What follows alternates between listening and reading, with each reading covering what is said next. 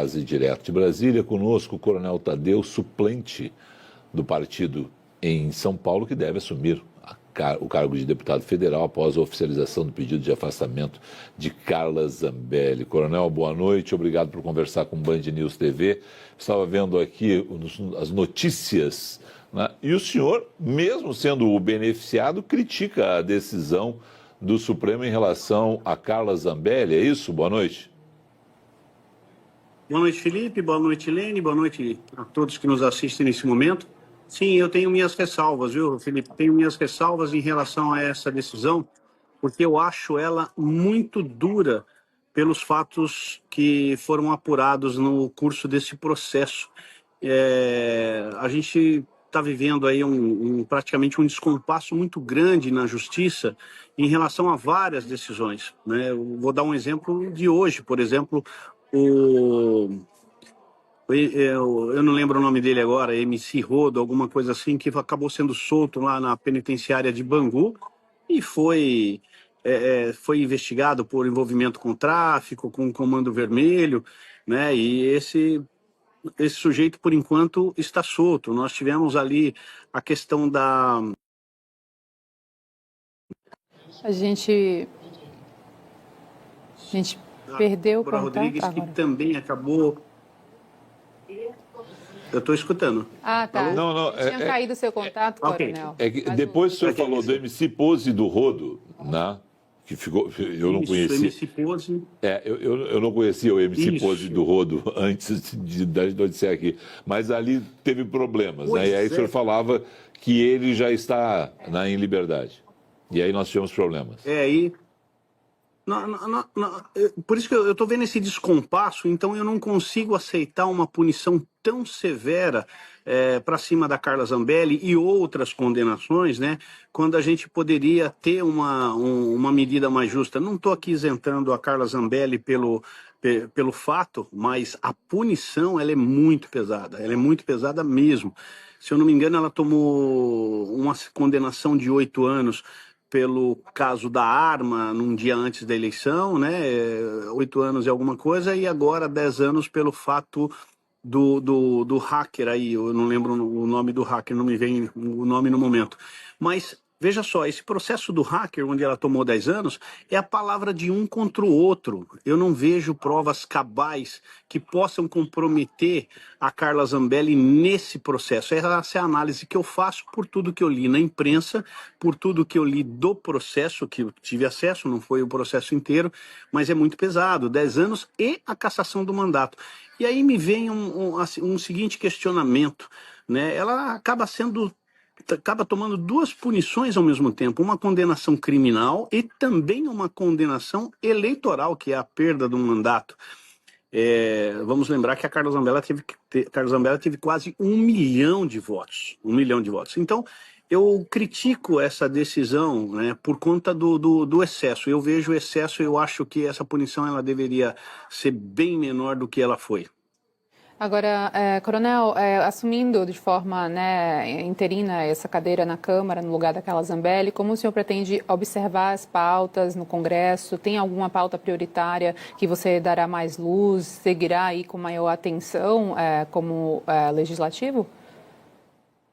Bom, nos 4 anos que eu fui deputado federal de 2019 até 2023, né, até janeiro de 2023, por ser oriundo da segurança pública, as pautas da segurança pública são muito mais interessantes para mim, mas eu acabei me envolvendo em outros setores, como, por exemplo, as pessoas com deficiência, a própria agricultura, a infraestrutura e a própria economia. Então eu acabei diversificando um pouco o tema, mas hoje eu bato muito na questão da impunidade.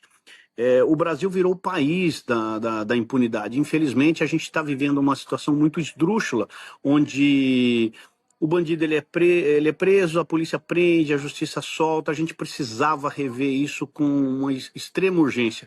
Isso tem provocado uma insegurança pública no país, assim, uma insegurança na cabeça do povo generalizada em todas as regiões do Brasil. O Brasil não é mais um país tranquilo, né? Aliás, há muito tempo que ele não é um país tranquilo. Então, com certeza eu vou ter esse foco na questão da impunidade. E, olha, eu vou dizer uma coisa, não precisa endurecer mais as penas, não. Nós precisamos mudar o Código de Processo Penal e deixá-lo livre de qualquer interpretação que possa ser feita em cima de uma frase, em cima de um artigo. Isso que tem feito com que sejam criadas válvulas e os advogados acabam usando essas válvulas para justamente deixar uma ou outra pessoa presa ou solta. Então, a gente precisa mudar muito. Eu lembro do projeto anticrime, né? O projeto na época, ministro da Justiça, o Sérgio Moro, hoje senador, que ele encaminhou, se eu não me engano, 40 projetos naquela época, daquele pacote anticrime. Acho que uns 10 ou 8 a 10 foram aprovados, o restante praticamente foi engavetado. E há coisas muito importantes que precisam ser desengavetadas e precisam ser pautadas e aprovadas para o bem da população brasileira. Mas é claro que, como deputado, a gente representa o povo, e o povo tem necessidades diversas. Eu estou lá justamente para ajudar, em especial, o povo de São Paulo, os meus eleitores, e agora os eleitores da Carla Zambelli. Carla Zambelli está fora do Brasil. O senhor já manteve algum contato com ela? Alguém em nome dela contatou o senhor? Porque ela anunciou, né, que ia pedir aí licença do cargo. Isso foi o anúncio que ela fez, né? Alguém já entrou em contato com o senhor? A mesa da Câmara... O senhor, imagino que o senhor esteja aguardando a mesa da Câmara lhe chamar, mas tem alguma tramitação nesse momento de tempo para saber quando o senhor pode assumir?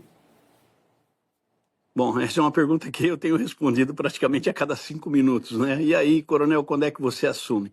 Bom, vamos lá. Eu estou aguardando realmente uma decisão da Câmara, né? Apesar de já ter mantido um contato com o presidente da Câmara, Hugo Mota, com alguns colegas e com o gabinete da Carla Zambelli, ainda não existe uma data, porque eu acredito que a Câmara ainda não definiu a forma com que vai fazer isso. E tem uma outra situação que a Carla Zambelli deverá solicitar uma licença, um afastamento do cargo. E solicitando um afastamento do cargo, aí sim eu acabo assumindo como suplente e ocupo o gabinete dela. Então eu vou trabalhar praticamente com a equipe dela. Então não dá para dizer muita coisa. Eu posso estar assumindo amanhã ou posso estar assumindo a semana que vem. Mas o fato é que, sei lá, em alguns dias eu vou estar retomando o cargo de deputado federal. Uma questão, é claro, é o que o senhor disse, o pedido de licença dela, e aí ele dá um prazo de 4 meses. A outra questão é cumprir e cassarem o mandato dela, é uma decisão que tem que ir a plenário, né? E aí não se tem prazo nenhum, né? Exato. Essa é uma questão que também é controversa, que alguns entendem que a própria mesa diretora da Câmara pode deferir esse afastamento dela, pode de ofício afastar ela do cargo e empossar o suplente. E há outros que defendem que até essa cassação precisa ser avalizada ou ser submetida a um escrutínio da Câmara dos Deputados, ou seja, os 512 teriam que votar se ela vai ser cassada ou não. Então é uma questão jurídica ainda pendente. Eu imagino que deva passar pelo escrutínio, porque a decisão da Justiça, ela pode até ter o seu lado soberano, né? Ela pode até ter, mas nós estamos tratando de uma parlamentar, uma deputada eleita pelo povo, né, representante do povo, e a Constituição dá todas as proteções aos parlamentares para que eles tenham as suas garantias. E aí eu imagino, nesse caso, a avaliação que eu faço é que realmente para ela ser cassada precisa da palavra do plenário da Câmara dos Deputados. Sem o plenário falar, não podem retirá-la do cargo. Não é simplesmente uma decisão judicial que vai retirá-la do cargo. Quem sabe, até a prisão, eu lembro, quando eu estava no mandato, nós tivemos o caso da Flor de Lis, a deputada Flor de Lis, que ela teve que, apesar de ter sido condenada, presa, ela teve que passar pelo plenário da Câmara dos Deputados. Então eu imagino que o processo ele deve ser igual com a Carla Zambelli. Uhum. Agora, qual o impacto, na sua opinião, dessa ausência da Carla Zambelli, não só para o PL, né, como um todo, mas também para a base do partido no Congresso, coronel?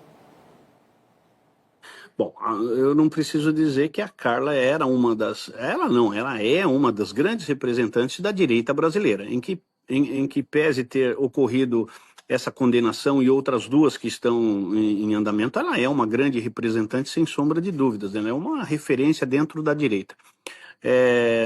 O PL, claro que perde uma deputada com 1 milhão de votos, né, sem dúvida nenhuma, sente, né, essa ausência dela, né, apesar de que numericamente não vai alterar absolutamente nada. Mas o PL, com certeza, sente. Ela tem uma penetração nas redes sociais muito grande mesmo, e isso faz com que o PL a prestigie por ela ter esse alcance nas redes sociais.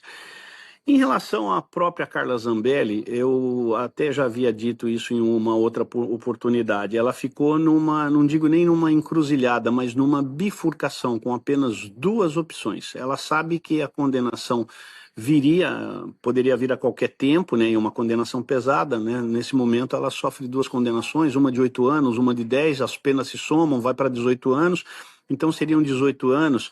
É uma punição realmente muito pesada. E ela estava entre ser presa ou tentar a vida num outro país, né? E pelo que parece, o que dá tudo a entender que realmente ela optou pela segunda opção, ela deve seguir a vida dela em outro país e pelas declarações que eu vi pela imprensa, né, continuando a luta pela liberdade, pela nossa democracia, né, tentando fazer o máximo pelo Brasil nesse momento. Obrigado ao senhor. Vamos acompanhar agora os próximos dias, ou as próximas horas, como o senhor disse, o senhor responde a pergunta a cada 5 minutos, de quando pode se dar essa mudança exatamente na Câmara dos Deputados. Tem que ter essa situação primeiro da licença, pedido de licença dela, ou uma atitude da mesa diretora baseado aí nas decisões da Justiça. Vamos aguardar os desdobramentos. Obrigado ao senhor, até a próxima.